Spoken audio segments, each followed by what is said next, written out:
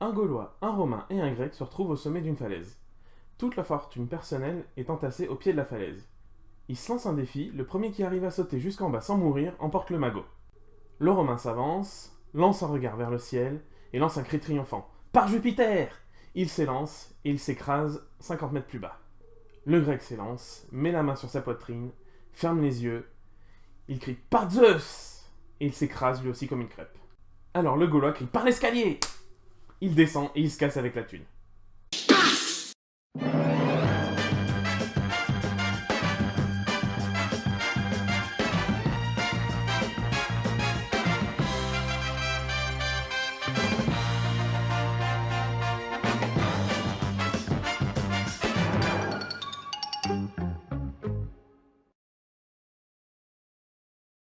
Bonjour à tous, me voilà enfin de retour. Pour jouer un mauvais tour.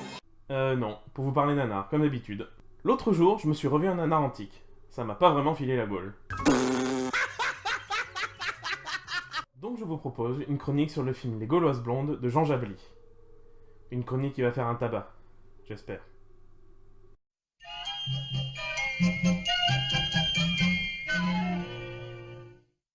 Alors, pour être très franc avec vous, il s'agit encore d'une de ces comédies nanardes françaises dont la mode est partie dans les années 70. J'avais déjà parlé de ces films dans ma chronique sur le facteur de Saint-Tropez, donc je m'attarderai pas plus sur le sujet, mais enfin, si jamais il vous fallait une piqûre de rappel, je vous invite à regarder à nouveau la partie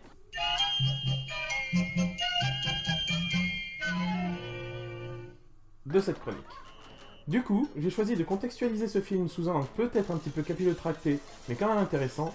Je voudrais parler des adaptations d'Astérix. La première apparition d'Astérix, plutôt furtive, a lieu dans le téléfilm en noir et blanc de Romain en Gaule en février 1967, où il est incrusté dans une histoire avec de vrais acteurs.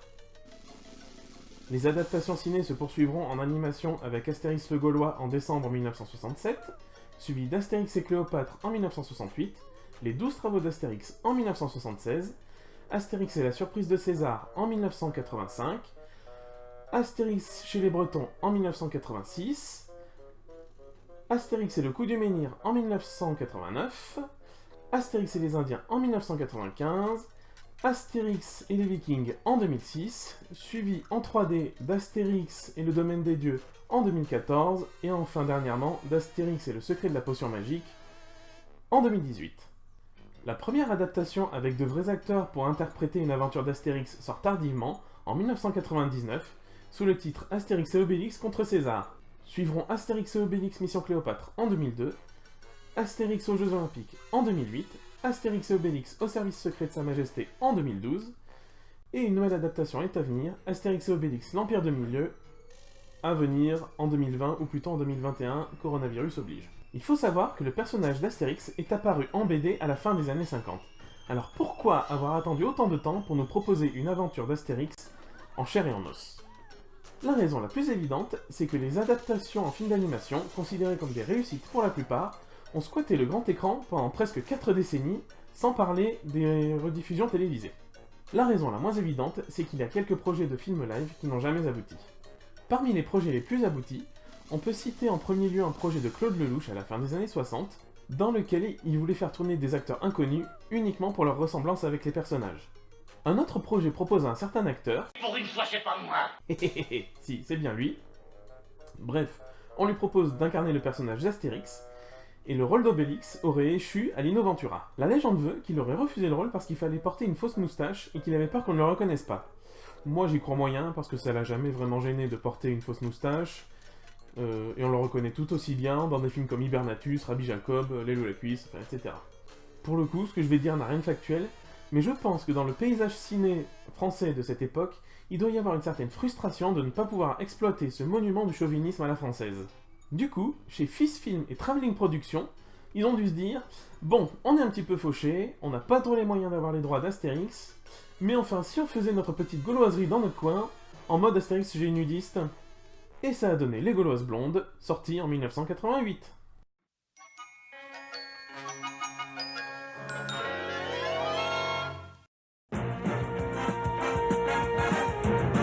Alors, dans ce film, on a des gags sans subtilité,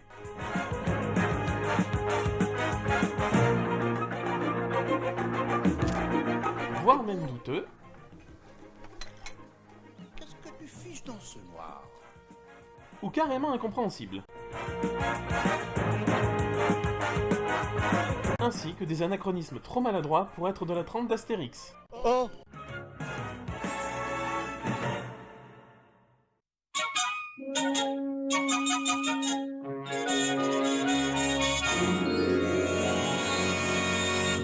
Le synopsis des Gauloises blondes est très bien détaillé sur l'affiche du film, mais enfin par souci de clarté, je préfère vous le donner. L'histoire se passe en 100 après Jésus-Christ, dans un petit village gaulois du nom de Lutèce.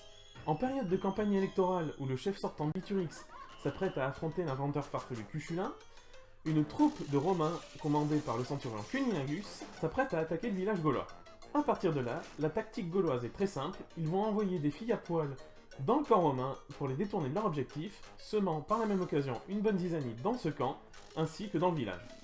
Alors au premier abord, j'ai quand même hésité à défendre ce film. C'est vrai qu'un film dont l'argument publicité majeur réside à montrer des filles à poil, c'est quand même vu et revu. Et l'intérêt est moindre, forcément.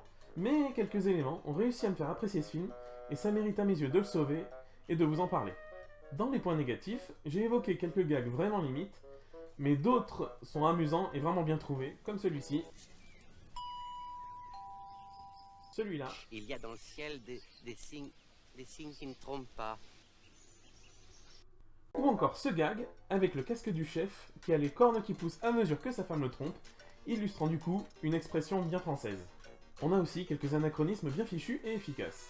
Si Paris est indissociable de la Tour Eiffel, le film offre à Lutèce une ancêtre de bois qui n'est pas sans rappeler la Dame de Fer. La campagne électorale du chef est également un élément qui fait beaucoup rire, puisqu'il rappelle les campagnes électorales actuelles, et c'est parfois à peine caricaturé. La crise est partout, et il faut faire avec.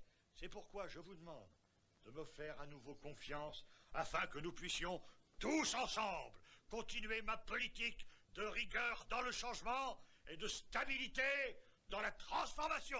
Alors ça, c'est le premier point global d'un comparatif qu'on est obligé de faire avec l'œuvre gauloise créée par Goscinny et Uderzo, puisque ce genre d'anachronisme truffe l'univers d'Astérix. Et quitte à parler des emprunts à cette BD, on peut noter que le film reprend, en changeant les noms quand même, les principales figures du village gaulois, telles que le barde, le chef, le druide, ou encore le forgeron, enfin, la forgeronne avec ses gros ploplos.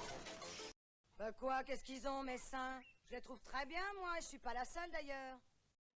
Il place également une bagarre générale, élément très populaire dans l'univers d'Astérix. Mais alors, l'emprunt le plus intéressant à l'univers d'Astérix n'est pas forcément le plus visible. En effet, il réside dans le casting. Si on retrouve des acteurs immenses à l'époque, tels que Gérard Hernandez, le célèbre Raymond de Scène de Ménage, Jackie Sardou, André Gaillard des Frères Ennemis, Jean Rougerie, ou encore les débutants Pascal Sélène et Guy Lecluise, il y a surtout deux acteurs très liés à l'univers d'Astérix. Il s'agit de Roger Carrel et de Pierre Tornade. Roger Carrel, c'est l'un des comédiens de doublage les plus populaires de France, puisqu'il a prêté sa voix entre autres à Kermit la Grenouille du Muppet Show, Kermit la Grenouille, Alf l'extraterrestre, Alf il adore les petits chats. Winnie l'ourson, C'est un petit ours qui mange trop de miel alors il a un gros ventre. Porcinet, Porcinet, c'est un petit cochonnet qui a toujours peur de tout. mais c'est aussi et surtout la voix la plus reconnaissable d'Astérix, Pertoutatis, celui-là je le tiens bien. Et il y a longtemps, il y a 40 ans que je le tiens. puisqu'il a prêté sa voix au personnage depuis 1967 jusqu'au Domaine des Dieux en 2014, suite à quoi il a pris sa retraite bien méritée.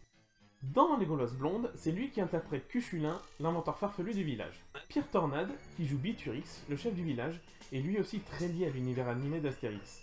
Avant de prêter sa voix au personnage d'Obélix dans le film d'animation de 1985 à 94, Je ne suis pas gros. il a également prêté sa voix à d'autres personnages avant ça, comme le chef à bras raccourcis, Tu crois que c'est pas gagné? ou encore numéro bis Panoramix. dans les 12 travaux ou Astérix et Cléopâtre. Je voudrais finir sur une parenthèse au sujet du nom des deux personnages que je viens d'évoquer, Biturix et Cuchulain. Au départ, j'ai juste pensé que Jabli, le réalisateur et scénariste du film, nous avait pondu des noms complètement barrés à l'image du reste du film. Mais il semblerait que le monsieur soit un peu plus lettré que le film pourrait laisser croire. Pour préparer cette chronique, je me suis un petit peu renseigné, Et en fait, Biturix, qui est prononcé parfois Biturix ou Biturige dans le film, fait en fait référence aux Bituriges, qui étaient un peuple de Gaulois situé entre la Loire et le Massif central. Cuchulain, lui, ferait référence à Cuchulaine. Comment tu prononces? Cuchulain, bon, peu importe. Bref, c'est un héros de la mythologie celtique irlandaise.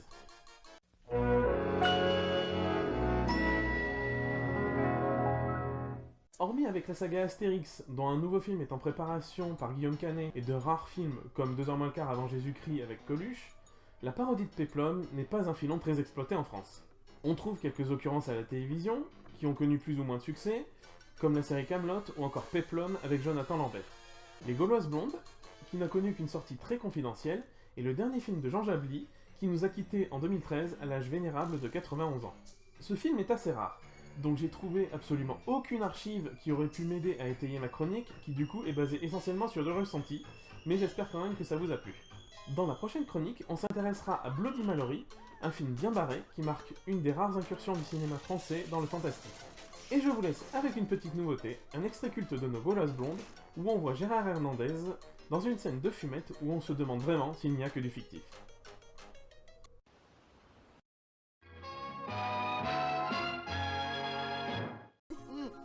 Alors le décurion me dit, ça fait rien, il y a 30 000 morts. Et c'est quoi ton nom déjà? Ma petite. Je croyais que c'était Verjuite. Non, non, moi. Bitouit, je vais te dire quelque chose. Je suis malade.